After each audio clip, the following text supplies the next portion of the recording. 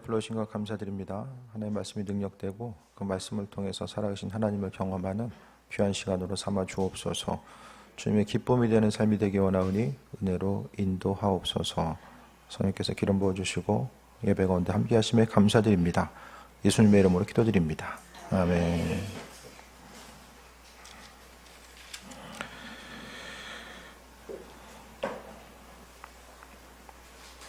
믿지 않는 사람들이 성경이 좀 오류가 있고 믿기 힘든 좀 신화 같은 내용이다라고 이야기하는 이 대표적인 구절이 오늘 본문의 오병이어의 기적입니다. 물고기 2마리하고 보리떡 5개 하고 그걸 가지고 어떻게 사람들이 다 먹고 마지막에 이제 12강주리까지 남길 수 있는가, 그것에 대해서 그래도 다들 동의하니까 여기 앉아 있는 거잖아요. 그죠? 에어컨 좀 살짝 틀어주세요. 약하게. 덥지 않으세요? 네, 좀 더우신 것 같아요.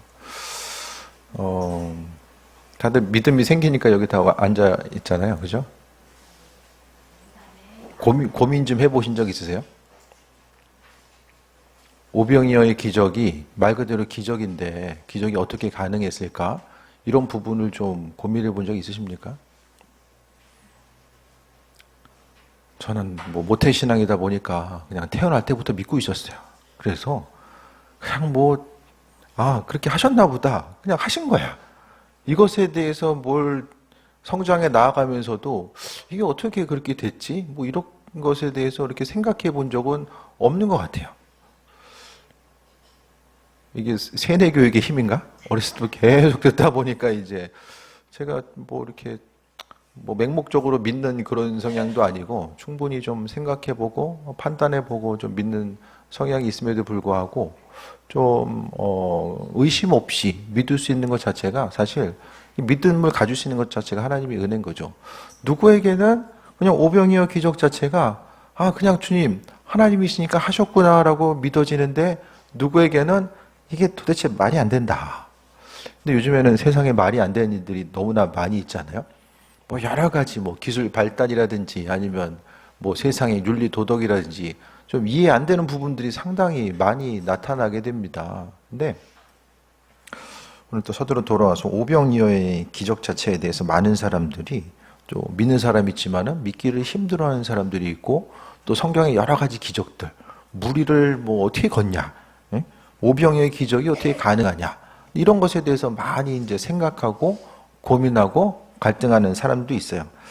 근데 믿음의 영역 자체는요, 어떻게 생각하면은 그냥 믿을 수 있는 은혜는 내 안에서 어떻게 생각하고 어떤 그 지적인 작용과 행동에 의해서 만들어지는 것이라기보다는 그냥 하나님께서 그냥 믿어지는 은혜를 주시는 것 같아요. 오병이어의 기적이 이게 논리적으로 과학적으로 설명이 됩니까? 이것은 사실은 물리 법칙을 넘어서는 거잖아요. 물리 법칙을 넘어서는 이런 현상들이 이 땅에서 어떻게 이루어질 수 있는가? 그것에 대해서 이제 출발점을 뭐냐면 창세기 1장 1절에 그 처음 시작을 성경은 아주 중요하게 여기는데, 왜 창세기 1장 1절에는 태초에 하나님이 천지를 창조하셨다는 이야기를 통해서 처음 구절을 시작하고 있을까? 성경의 출발 자체가 왜 창세기이고, 창세기에 있어서 처음 구절 자체, 처음 것에 대해서 성경은 아주 중요하게 여기거든요. 그 출발점 자체가 태초 하나님이 천지를 창조하셨다는 거거든요. 하나님이 창조하신 것은 뭘로 창조하셨습니까? 말씀으로 창조하셨어요. 이게 더 이해가 안 되죠. 말씀으로 창조하셨다는 것은 어떻게 설명할 수가 없어요. 그 말씀으로 창조하셨다는 것을 하나님이 예를 들어서 이런 원리와 이런 그 근거에 의해서 이 말씀으로서 말로서 세상이 창조될 수 있어라는 것을 하나님이 우리에게 설명해 주신다 한들, 우리가 그 설명을 듣고 그런가 보다, 말로서 세상은 이렇게 창조될 수 있는 거구나, 그것을 이해할 수 있는 사람이 얼마나 되겠습니까? 말씀 가운데서요, 성경은요, 우리가 생각하는 것보다도 지적인 수준이 있는 사람들, 생각할 수 있는 힘이 있는 사람들이 위해서 쓰여진 것이고, 그 말씀에 대한 독자층도 마찬가지입니다. 지금보다 예전에 있는 사람들이 어떤 그 영상 보니까 그 주전 17세기, 그러니까 1700년, 구전 1700년에 어떤 이제 기록이, 고대 수메르인의 기록이 발견됐는데, 학교 잘 갔다 와서 축제 잘하고 공부 열심히 해라. 아버지가 그 얘기를 썼어요. 그러니까 부모님 말씀 잘 들어야 돼. 말 잘 들어야 돼. 이렇게 이제 그 부모님 말을 잘 따라서 해봐 했더니 얘가 뭐라고 한지 아세요? 말을 따라서 해봐. 말. 그게 주전 1700년도 기록이 있어요. 애들 속썩이는 건 그때나 지금이나 뭐 인류가 아무리 변화된다고 할지라도 비슷하게 가는 것 같아요. 그러니까 기록을 남기고 문자를 읽을 수 있었던 그 시대의 사람들도 이제 생각할 수 있는 힘이 있었다는 거야. 그냥 맹목적으로 믿지 않았다는 거죠. 오늘 본문에 이제 뒤에도 좀 얘기하겠지만은 예수님이 제자들에게 니들이 줘라 했을 때 제자들이 반응이 어떻습니까?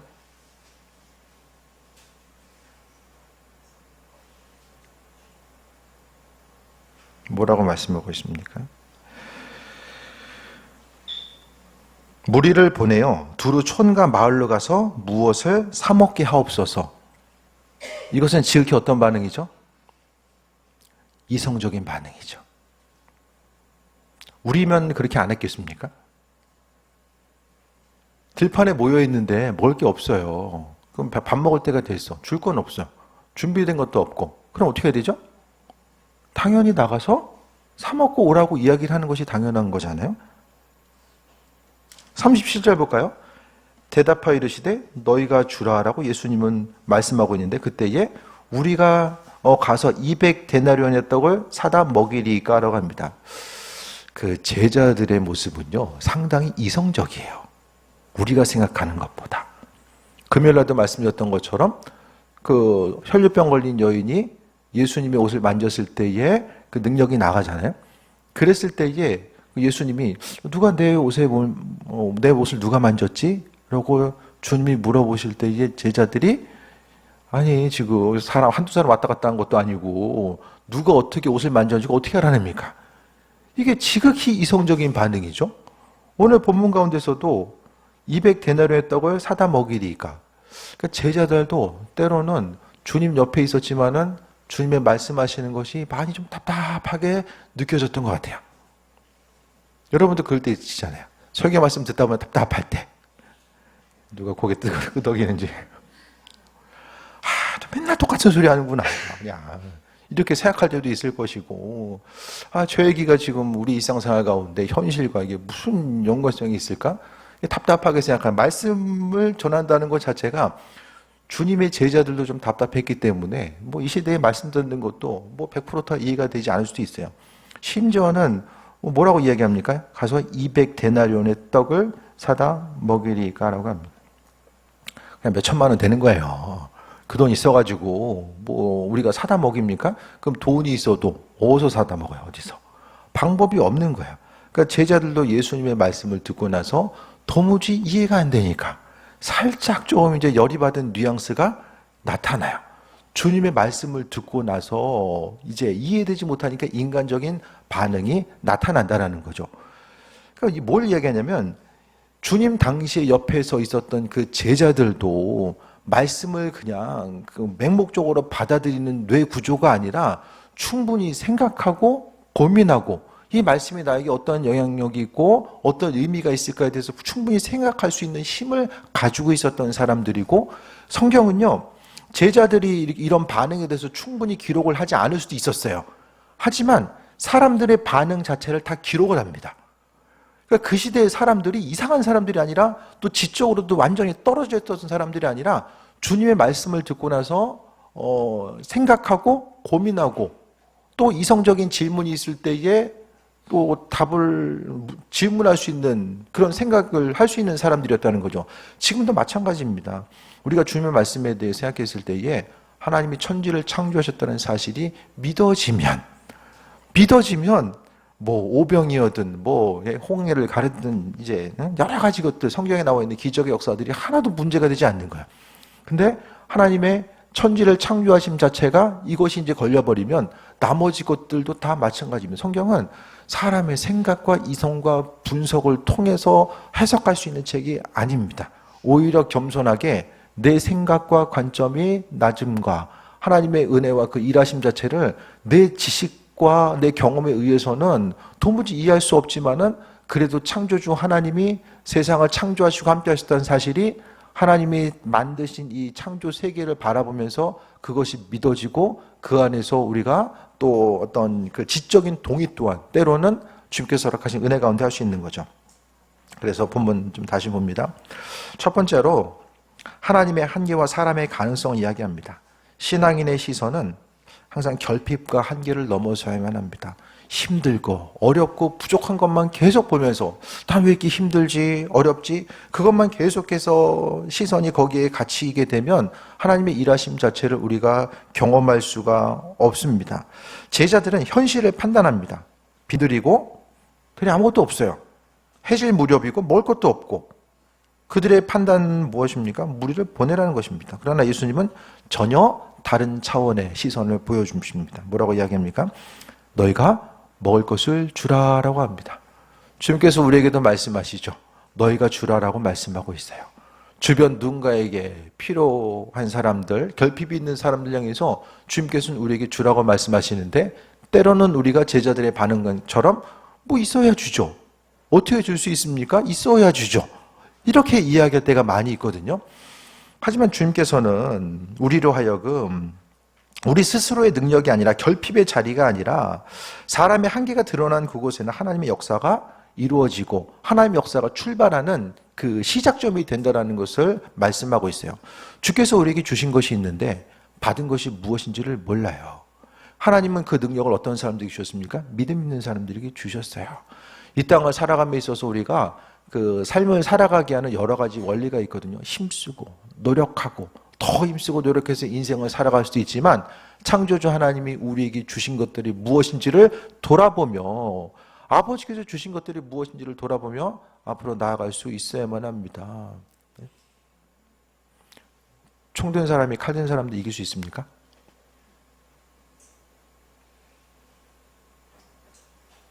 총된 사람이 이기잖아요. 근데 총된 사람이 예를 들어서 칼된 사람을 이겨야 되겠다 해가지고 총을 던져. 돌처럼 이거라도 던져야 되겠다. 그 던져. 그럼 어떻게 됩니까? 총에 맞아가지고 총 자체에 맞아서 조금 아플 수는 있지만 죽진 않잖아요. 주께서 우리에게 총을 주셨는데 이 가진 총 가지고 던지는 데 사용하고 있으면 어떤 의미, 어떤 결과로 나오겠습니까? 그러니까 하나님께서 우리에게 주신 것들이 무엇인지를 알고 나아가는 거죠.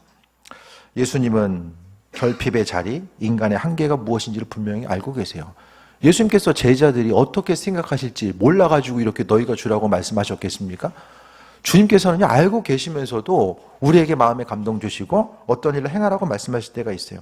그래서 우리의 시선이 항상 결핍과 한계만 거기만 붙들려 있는 것이 아니라 있는 것에 대해서 넘어설 수 있는 것. 그럼 보이는 것만 보게 되면 맨날 똑같습니다. 그럼 앞으로도 지금과는 별반 다를 것이 없다라고 생각을 하게 되고 기대함과 소망 없이 살아갑니다. 내년 한 해에 대한 소망함이 있습니까, 여러분? 뭐 현실의 삶도 만족하면서 사는 것도 중요하지만 내년 한 해는 조금 더 달라질 것에 대한 소망함, 긍정적인 방향으로 조금 더 달라질 것에 대한 소망함이 우리에게 있습니까? 그게 되기 위해서는요, 항상 눈에 보이는 상황만, 결핍만 바라보다가는 어떤 것도 이룰 수가 없어요. 창조주 하나님이 하실 일들을 우리는 기대해야만 합니다. 그게 믿음이에요. 하나님은 믿음 있는 사람들 향해서 이야기하시거든요. 그러니까 믿음으로 행동한다는 것이 제자들이 주님의 말씀을 듣고 반응한 것처럼 세상 사람들이 우리가 믿음으로 행동하고 판단하는 그것을 도무지 이해할 수 없고 또 이것이 좀 어리석은 것이 아닌가라는 그런 시선으로 바라볼 수도 있을 것입니다. 하지만 하나님은 하나님의 능력과 인도하신 그 믿음 가진 사람들을 통해서 교회의 역사가 지금까지 왔고요. 신앙인들 한 사람 한 사람이 하나님께서 행하셨던 그 일들, 지금도 행하고 계신 그 일들 때문에 우리가 믿음과 소망 가지고 나아갈 수 있게 됩니다. 믿는 자는 능치 못할 일이 없다라고 마가복음 9장 23절을 통해서 우리에게 말씀해 주셨어요. 하나님은 우리가 어떤 존재인지 그래서 주일날 그 설교 말씀 그 이후에 말씀 암송하는 것도 계속 정체성에 관한 이 암송 구절 계속해서 이야기하고 있잖아요. 우리가 누구인지에 대한 정체성, 그 부분이 분명히 세워지게 되면 나 자신에 대한 한계를 분명하게 넘어서서 또 내가 이전에 꿈꾸고 그릴 수 없었던 그 일들을 어느 순간에 내가 주님과 더불어서 그 일들을 행하고 그리면서 앞으로 나아갈 수 있게 되는 거죠. 그래서 신앙은요, 부족함으로 문제를 보지 않습니다. 우리의 인생에 어려움이 있을 때에, 결핍과 고난의 문제가 있을 때에 그 순간 하나님께서 어떤 일을 행하실까라는 거. 만약에 도시락 다 싸워가지고 거기서 시간 됐으니까 도시락 먹고 좀 이따 같이 모이자, 이렇게 했으면 뭐 오병이어의 기적은 거기서 없었겠죠. 기적의 출발점은 믿음과 내 안에 무엇이 있는가를 생각하고, 더 중요한 것은 하나님만이 그 일들을 행하시고 그분 외에는 방법이 없다라는 데부터 출발하게 됩니다. 이 방법밖에 없으면 간절함이 생길 수밖에 없어요.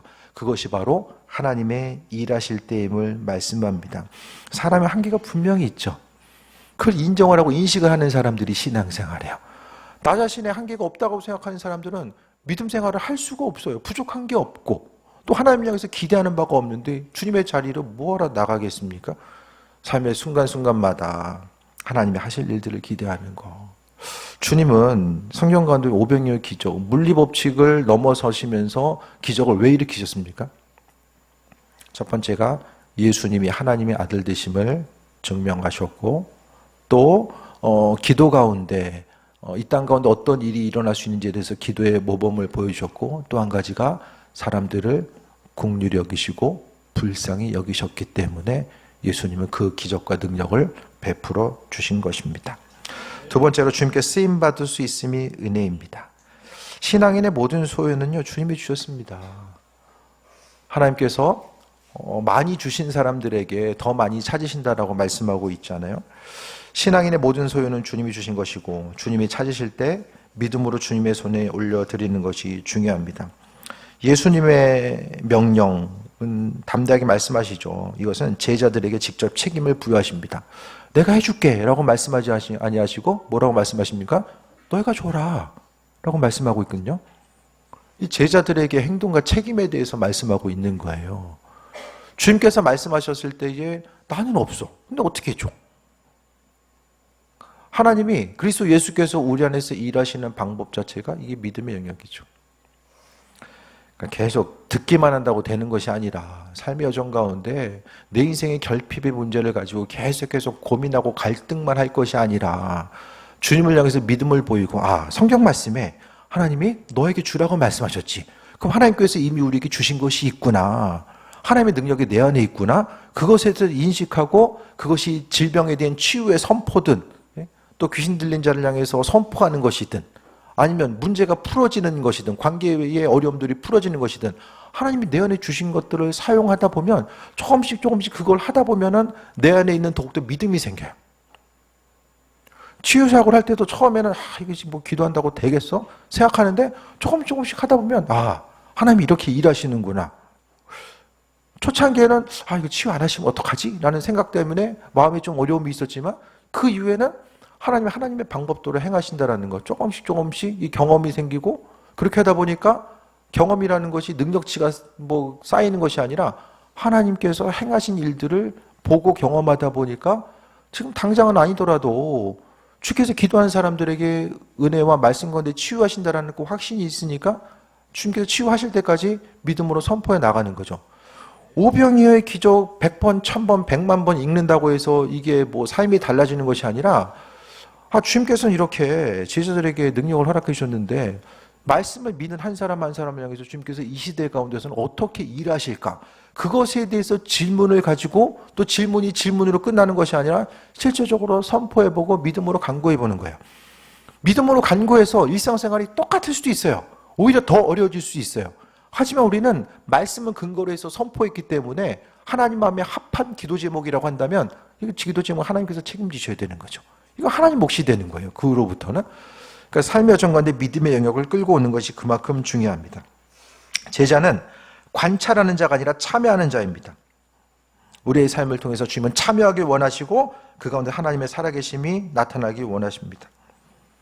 예수님께서 제자들에게 너희가 먹을 것을 주어라고 말씀하셨던 것처럼 우리에게도 나눔의 사명이 있죠.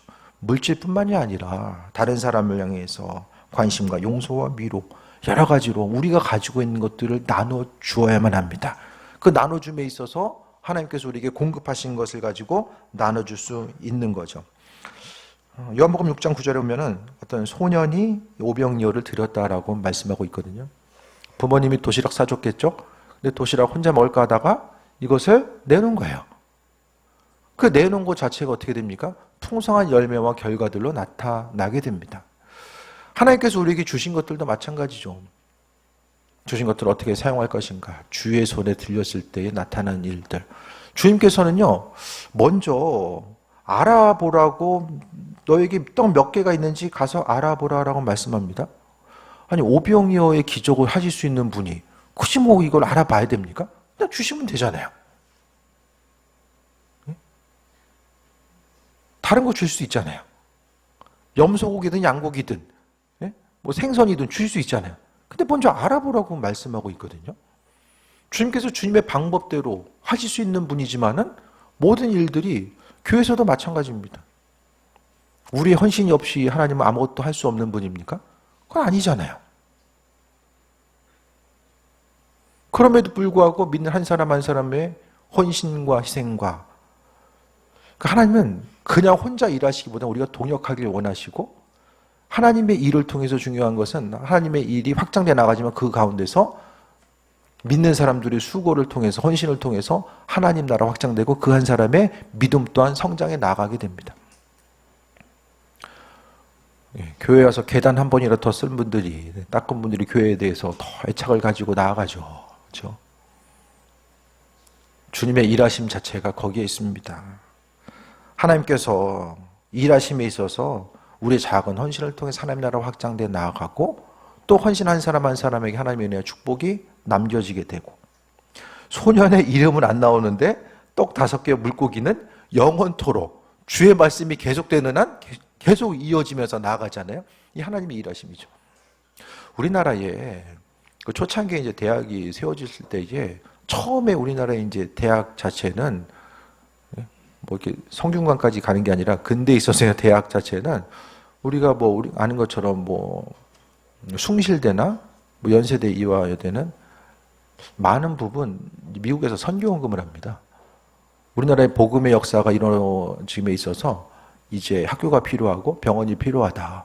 그 자금이 어디서 왔겠습니까? 많은 부분에 있어서 선교사님들이 이제 미국에다가 선교 편지를 보내요. 이런 거 필요하다 했을 때에 거기에 있는 수많은 신앙인들, 주의 손에 쓰임 받고자 했던 신앙인들이 자신의 것들을 이제 한국으로 보내게 됩니다. 그것이 터전이 되어서 조금씩 이제 확장돼 나아갔던 거죠. 우리도 마찬가지로 이제 라오스에 뭐 선교센터 또 교회를 세우는 데 있어서 우리가 이제 협력한 것은 보낸 이후에 그것은 알아서 또 주의 손에 들렸을 때 하나님이 하나님의 방법대로 사용하시고 우린 헌신하고 나서 잊어버리잖아요. 잊어버리지만은 하나님께서 우리의 헌신을 통해서 그 이후에 또 여러 가지 일들을 그 센터들을 통해서 한 영혼 한 영혼을 세워나가신 일들을 하나님께서 행하고 계시는 거죠. 하나님은 항상 작은 것을 통해서 일하셨어요. 모세의 지팡이, 또 엘리사의 과부의 기름, 다윗의 물맷돌.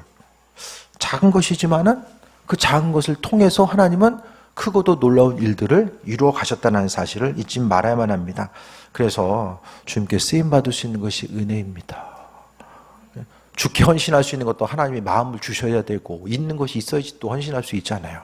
내 안에 있는 것이 무엇이든지 간에 그것을 나눠졌을 때에 주의 손에 붙들렸을 때에 내가 가진 소유가 또 내가 가지고 있는 열정과 의지와 결단이 어떤 일들로서 이어질 수 있는가. 이 세상 살아감에 있어서 그냥 내 한 몸 잘 먹고 잘 살다가 사라지면 다 사라지는 거죠. 내가 죽을 때에 내가 이뤄놨던 것들은 다 사라지는데 계속해서 이어질 수 있는 것들이 무엇일까 생각했을 때에 가장 내가 가지고 있는 소유를 의미 있게 사용할 수 있는 방법이 무엇일지를 오늘 본문은 말씀하고 있고 무엇보다 하나님 우리와 더불어서 함께 일하기를 원하신다라는 거예요. 그 다음에 세 번째로 기도하고 믿음으로 행해야만 합니다. 앞서서 이야기한 것 한 사람에게 총을 줬다는 그게 이제 기도입니다. 하나님이 우리에게 허락하신 강력한 무기가 바로 기도입니다. 기도는 은혜로 결핍을 채워가는 무기입니다. 우리 인생 가운데 결핍이 있을 때에 하나님이 알아서 하시겠지가 아니라 기도라는 방법을 통해서 우리의 인생의 결핍을 하나님은 하나하나 채워 나가신다는 것을 말씀합니다. 그리고 주님 주신 넉넉함으로 공동체의 풍성함을 경험할 수 있어야 되는데 오늘 본문에 보니까 39절에 제자들에게 명하사 그 모든 사람으로 때를 지어 푸른 잔디 위에 앉게 하시고 때로 100명씩 50명씩 앉은지라 예수께서 떡 5개 물고기 2마리를 가지사 하늘을 우러러 축사하시고 축사라는 게 뭐죠? 기도했다라는 거예요. 축복기도 한 거예요. 축복기도 했을 때에 주님께서는 그냥 이루어진 것이 아니라 기도를 통해서 창조주 하나님을 향한 그 기도를 통해서 물리의 법칙이 변화되는 하나님의 방법대로 사람이 생각할 수 없고 기대할 수 없는 그 일들이 이루어지는 마치 이것은 뭐랑 비슷합니까? 포도주 항아리에 대해서 포도주를 채우셨던 그 은혜와 기적 물이 변하여 포도주가 되는 물리법칙, 화학법칙을 넘어서는 하나님의 은혜와 인도하심이 있었던 거죠. 기도는 은혜로 결핍을 채워가는 무기임을 다시 한번 말씀드립니다. 내 삶의 결핍만 바라보지 말고 감사의 눈으로 하나님 주신 것들을 세어보시길 바랍니다. 그래서 빌립보서 4장 6절에 아무것도 염려하지 말고 다만 모든 일에 기도와 간구로 너희 구할 것을 감사함으로 하나님께 아뢰라라고 말씀하고 있습니다. 그래서 기도한다라는 것은 예수님도 기도를 통해서 기적과 능력이 나타나고 모든 하나님의 일하심 근거에 있는 기도가 있습니다. 기도를 좀 해봐야 되겠다는 의지와 결단이 생기십니까?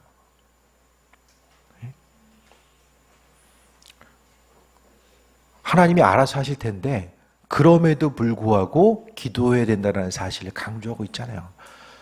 기도해도 되고 안 해도 그만이면 예수님이 뭐하라.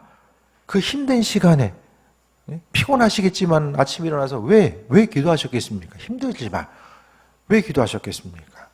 왜 하나님께서 허락하신 은혜와 풍성한 그 무기. 사단은 끊임없이 우리의 육신을 공격하고 우리의 관계를 공격하고 우리의 마음을 어지럽게 만들고 우리의 생각 가지고는 사단을 이길 수도 없고 환경을 이겨나갈 수도 없고요. 사람이 뜻대로 할 수 있는 것들이 세상에 그렇게 많지 않습니다. 내 뜻대로 행하기 가장 힘든 게 나 자신이잖아요. 너무 말을 안 들어. 의지와 결단을 해도 계속 넘어지고 어려움이 생기고 한 번 마음먹은 것들을 행하기도 정말 힘들고 하지만은 기도하는 사람들에게 하나님께서 은혜로 도와여 주시고 당장 짧은 시간이라도 좀 결단하고 하루에 10분, 15분이라도 규칙적으로 정기적으로 기도하다 보면 기도에 대한 기초 체력이 생깁니다. 기도하다 보면 뭐가 생겨요? 또 믿음의 확신이 생겨요. 기도해야지만 이 믿음도 생기고요. 확신도 생겨요.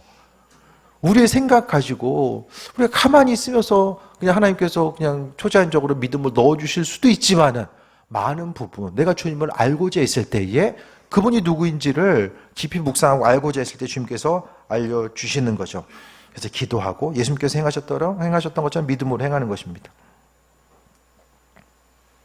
그 이후의 결과가 어떻게 됩니까?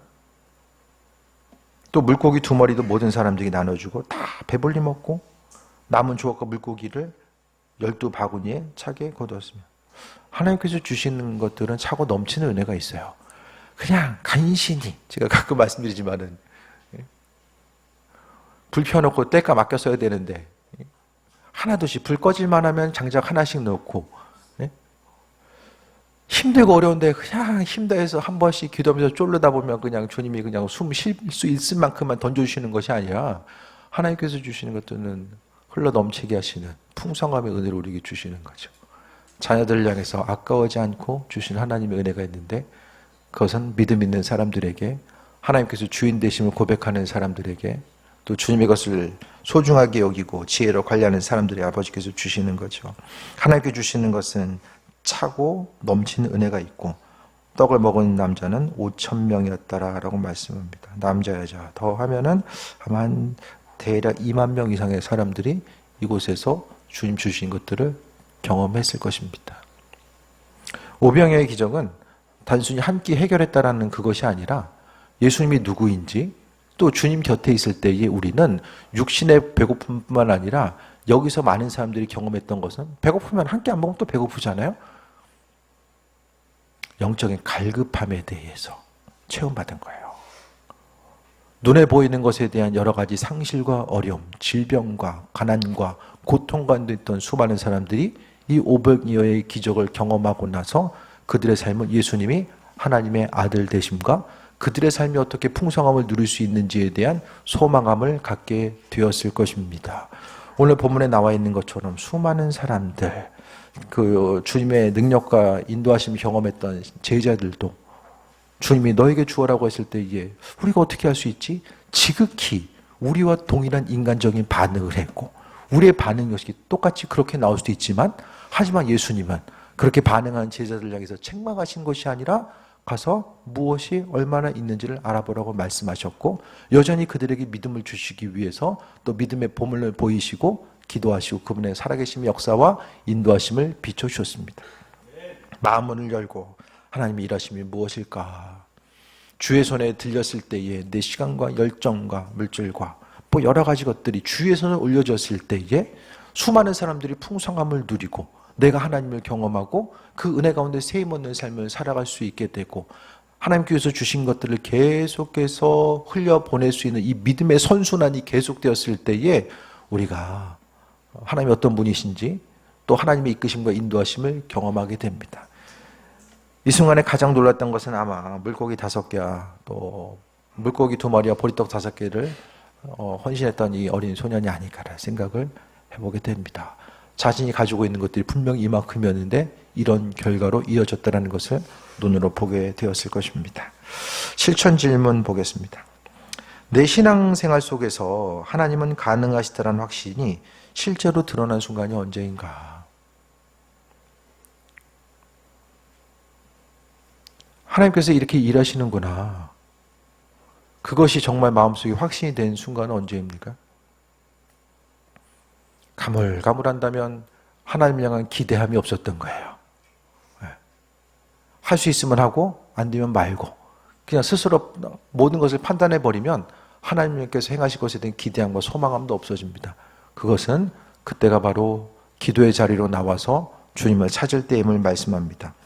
주님께서 너에게 떡 몇 개가 있느냐라고 물으신다면 나는 무엇을 내어드릴 수 있는가? 다시 말씀드리면 아버지께서 우리에게 찾으시는 것이 무엇인가?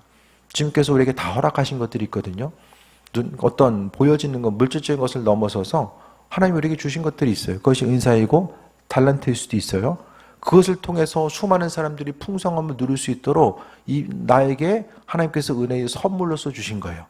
섬길 수 있는 또 이 땅 가운데 하나님의 은혜와 능력을 나타낼 수 있는 그 풍성함으로서 우리에게 주신 것들 주님께서 우리에게 맡겨주시고 달란트 비유에 나와 있는 것처럼 1달란트, 2달란트, 5달란트 받은 그 종의 비유처럼 주께서 우리에게 허락하신 달란트가 있는데 그것에 대해서 얼마나 인식하고 있고 또 주님께서 물으실 때에 무엇이라고 말씀할 수 있을까?